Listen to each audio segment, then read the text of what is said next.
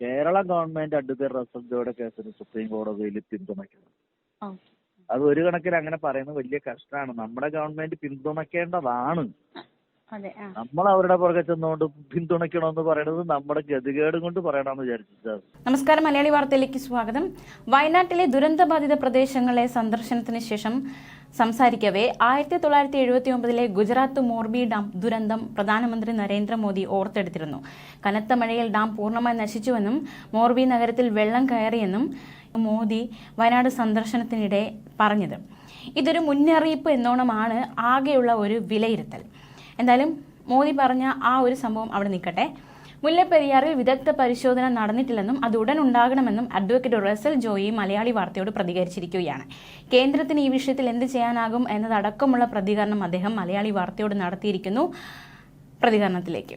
ഇപ്പോ സാറ് ഈ കേന്ദ്ര സർക്കാരിന് ഈ ഒരു വിഷയത്തിൽ എന്ത് റോളാണുള്ളത്? കേന്ദ്രത്തിനോട് ആ നീക്കങ്ങൾക്ക് എങ്ങനെയായിരിക്കും?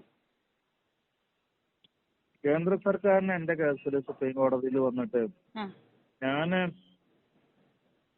ഇതൊരു വലിയ കേസൊന്നും അല്ല. ഇത് വളരെ സിമ്പിൾ ആയിട്ടുള്ള ഒരു സംഭവമാണ്. ഈ മുല്ലപ്പെരിയാർ ഡാം ശരിക്കും പറഞ്ഞ ശരിക്കുള്ള വിദഗ്ധന്മാർ പരിശോധിച്ചിട്ടില്ല.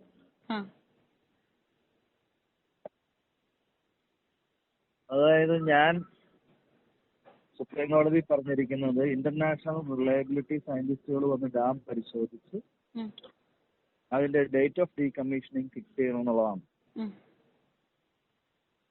റിലയബിലിറ്റി സയൻസ് എന്ന് പറഞ്ഞാൽ ഇവിടെയുള്ളവന്മാർക്കൊന്നും അറിയത്തില്ല എന്താണ്. നമ്മുടെ രാജ്യത്ത് അത് പഠിപ്പിക്കുന്ന യൂണിവേഴ്സിറ്റിയോ ഒന്നുമില്ല. ആർക്കും അതിനെ കുറിച്ച് നിശ്ചയമില്ല.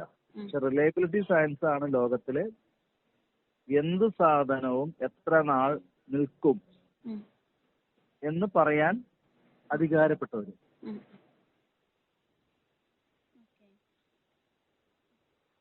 അതായത് ഇപ്പം ഒരു വാർപ്ലെയിൻ അത് എത്ര നാൾ ഇന്ത്യൻ എയർഫോഴ്സിൽ റിലയബിൾ ആണ് അത് പറയേണ്ടത് അവരാണ്. ഒരു കപ്പൽ ഷിപ്പ് എത്ര നാൾ വെള്ളത്തിൽ സഞ്ചരിക്കാൻ പറ്റും. മനുഷ്യ ശരീരത്തിൽ നമ്മൾ വെക്കുന്ന ഇന്നർ ആർട്ടിഫിഷ്യൽ ഓർഗൻ അത് എത്ര നാൾ നമ്മുടെ ശരീരത്തിൽ സ്വീകരിക്കാൻ പറ്റും. ഒരു വണ്ടി, ഒരു സിമന്റ് സ്ട്രക്ചർ അല്ലെങ്കിൽ ഒരു ഡാം സ്ട്രക്ചർ എത്ര നാൾ നമുക്ക് അതിനെ റിലേ ചെയ്യാൻ പറ്റും. ഇതൊക്കെ പറയാനൊക്കെ ഉള്ള അധികാരമുള്ള ആൾക്കാര് ആണ് റിലയബിലിറ്റി സയന്റിസ്റ്റുകൾ. അപ്പൊ അവര് വന്ന് മുല്ലപ്പെരിയാർ ഡാം പരിശോധിച്ച് എന്നിത് പൊളിച്ചു കളയാൻ പറ്റും. അപ്പൊ ഞാൻ പറഞ്ഞിരിക്കുന്ന അതാണ് fix the date of decommission of Mullaperiyar dam. Fix the date of its decommissioning അതാണ് പറഞ്ഞിട്ടുള്ളത്. അപ്പൊ അതായത് ഇതിനെക്കുറിച്ച് പറയേണ്ടത് സിവിൽ എഞ്ചിനീയേഴ്സ് അല്ല, ഇതിനെക്കുറിച്ച് പറയേണ്ടത് ഹൈഡ്രോളജിസ്റ്റുകളല്ല, ഇതിനെക്കുറിച്ച് പറയേണ്ടത് സിസ്മോളജിസ്റ്റുകളല്ല, ഇതിനെക്കുറിച്ച് പറയേണ്ടത് റിലയബിലിറ്റി സയന്റിസ്റ്റുകളാണ്. അതായത് സിസ്മോളജിയും ഹൈഡ്രോളജിയും സിവിൽ എഞ്ചിനീയറിംഗും മറ്റു പല ശാസ്ത്രങ്ങളുടെ ഒരു സമന്വയമാണ് റിലയബിലിറ്റി സയൻസ്. അപ്പൊ അവര് വന്ന് പരിശോധിക്കണം എന്ന് ഞാൻ സുപ്രീം കോടതി പറഞ്ഞപ്പോ കേരള ഗവൺമെന്റ് വന്നിട്ട് റിലയബിലിറ്റി എക്സ്പേർട്സ് ഒന്ന് ഡാം പരിശോധിക്കുന്നതിന് ഞങ്ങൾക്ക് വിരോധമില്ല, അതിന്റെ ചെലവ് ഞങ്ങൾ കൊടുത്തോളാന്ന് പറഞ്ഞു കഴിഞ്ഞാൽ മുല്ലപ്പെരിയാർ കേസ് തീർന്നു.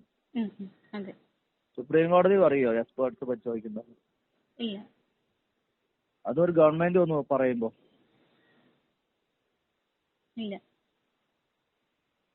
അപ്പം കേരള ഗവൺമെന്റ് അഡ്വക്കേറ്റ് റസൽ ജോയുടെ കേസിന് സുപ്രീം കോടതിയിൽ പിന്തുണയ്ക്കണം. അത് ഒരു കണക്കിന് അങ്ങനെ പറയുന്നത് വലിയ കഷ്ടമാണ്. നമ്മുടെ ഗവൺമെന്റ് പിന്തുണയ്ക്കേണ്ടതാണ്. നമ്മൾ അവരുടെ പുറകെ ചെന്നുകൊണ്ട് പിന്തുണയ്ക്കണമെന്ന് പറയുന്നത് നമ്മുടെ ഗതികേട് കൊണ്ട് പറയണമെന്ന് വിചാരിച്ചത്. അതുപോലെ തന്നെ കേന്ദ്ര സർക്കാരിന് ഇവിടെ പാർലമെന്റിൽ പോയി കുറച്ച് കസർത്ത് കാണിക്കുന്ന മനുഷ്യനെ പറ്റിക്കാൻ വേണ്ടി കുറെ എംപിമാരുണ്ടല്ലോ. ലോക്സഭയിൽ അത് ചർച്ചയായിരുന്നു. ഭയങ്കര പ്രസംഗം അവിടെ. അതെ അതെ. ആവശ്യമുള്ള കാര്യം എന്താണ്? ആവശ്യമുള്ള കാര്യം റിലയബിലിറ്റി സയന്റിസ്റ്റുകൾ വന്ന് ഡാം പരിശോധിക്കണം എന്നാ കേന്ദ്ര സർക്കാരോട് ആവശ്യപ്പെടുകയാണ്. അതാ വേണ്ടേ? വേറെ ഒരു ശാസ്ത്രം ഇല്ലെന്നേ ഇത് പറയാനായിട്ട്. അപ്പം അതാണ് എംപിമാര് ചെയ്യേണ്ടത്. അത് അതൊക്കെ ഞാൻ അവരോട് പറഞ്ഞു കൊടുത്തിട്ടുണ്ട്. പക്ഷെ അവര് ചെയ്യൂല. അവർക്ക് ജനങ്ങളെ ഇങ്ങനെയൊക്കെ കാണിച്ച് വഞ്ചിക്കണം എന്നല്ലാതെ, അവര് വലിയ സമ്പന്നരാവണം എന്നല്ലാതെ രാജ്യസുരക്ഷയോ ജനങ്ങളുടെ ക്ഷേമമൊന്നും അവര് ഉദ്ദേശിക്കുന്നില്ല. ഇവിടെ ഏറ്റവും കൂടുതൽ റിസോഴ്സസ് ഉള്ള ഒരു സംസ്ഥാനമാണ് കേരളം. കേരളത്തെ കണ്ടിട്ടാണ് യൂറോപ്യന്മാരൊക്കെ ഇങ്ങോട്ട് വന്നത്.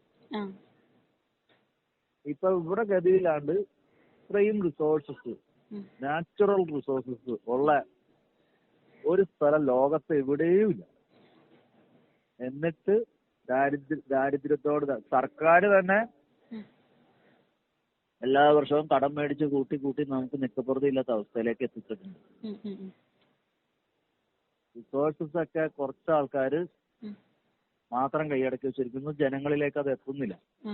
കരിമണലായാലും നമ്മുടെ നാട്ടിലെ ബ്ലാക്ക് ഗോൾഡ് എന്ന് അറിയപ്പെടുന്ന കരിങ്കല്ലായാലും എല്ലാം ഒന്നുകിൽ രാഷ്ട്രീയക്കാരോ അവരുടെ ബിനാമികളോ അത് കൊഴിച്ചുകൊണ്ട് പോകും.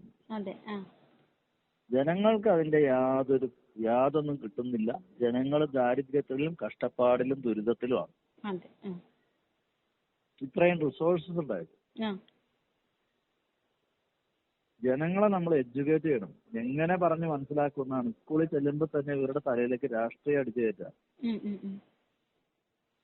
ആ രാഷ്ട്രീയമാണ് ഇവരുടെ തലയിലുള്ളത്, അല്ലാണ്ട് തലച്ചോറില്ല.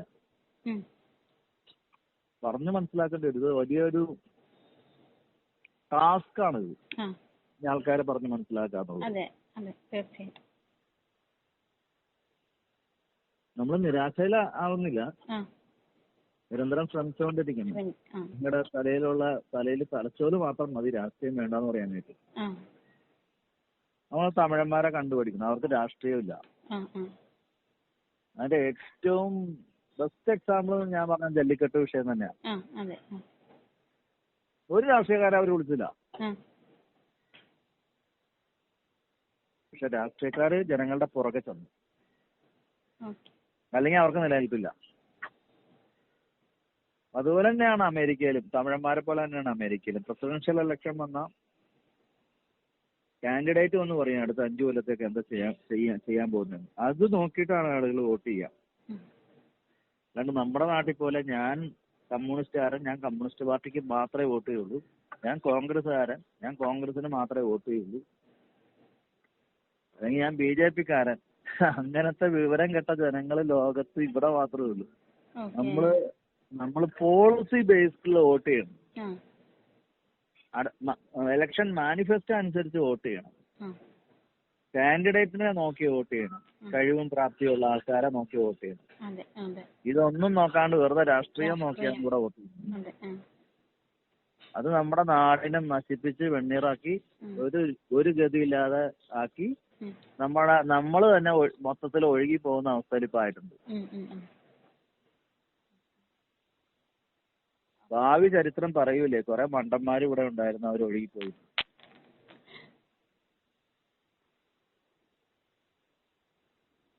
അപ്പോ മുല്ലപ്പെരിയാർ വിഷയത്തിൽ നല്ലൊരു നിലപാട് അല്ലെങ്കിൽ ഒരു പരിഹാരം വേണമെന്ന് ആവശ്യമായിട്ട് മുന്നോട്ട് പോവുകയാണ് അല്ലേ? പ്രത്യേകിച്ച് ഏകോപന സമിതിയുടെ തീരുമാനം മുല്ലപ്പെരിയാർ ഡാം ഡീകമ്മീഷൻ ചെയ്യണമെന്ന ആവശ്യം തന്നെയാണ് അല്ലേ? ആ ഒരു ആവശ്യമായിട്ട് മുന്നോട്ട് പോവാണ്. അല്ലാതെ വേറെ എന്താ മാർഗം? പറയും ഇല്ല, ആ ഒരു ആവശ്യം നടപ്പിലാക്കുക തന്നെ വേണം. അത് നമ്മുടെ ആവശ്യമാണ് തീർച്ചയായിട്ടും.